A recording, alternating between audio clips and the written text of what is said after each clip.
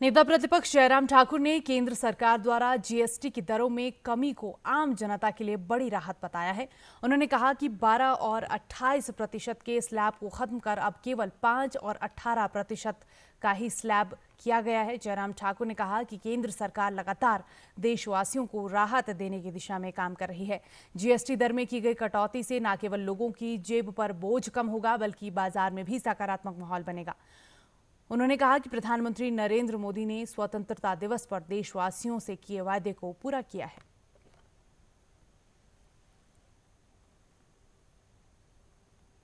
Daily use की जो चीजें हैं उस पर भी बहुत बड़ा जो है वो टैक्स में रिलैक्सेशन एक तरह का हुआ है इस जीएसटी काउंसिल की बैठक में। इससे एक बहुत बड़ा संदेश जो गया है वो संदेश गया है स्वदेशी का।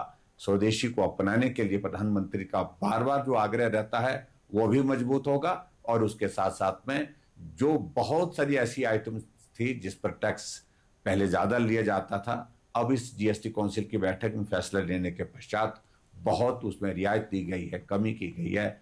मैं इस फैसले का अभिनंदन करता हूं। वहीं हिमाचल संयुक्त किसान मंच के संयोजक हरीश चौहान ने भी जीएसटी स्लैब में राहत का स्वागत किया है और उन्होंने कहा कि कृषि उपकरणों, उर्वरकों और पैकेजिंग मटेरियल पर जीएसटी को कम किया गया है, जिससे प्रदेश के किसान बागवानों को लाभ होगा।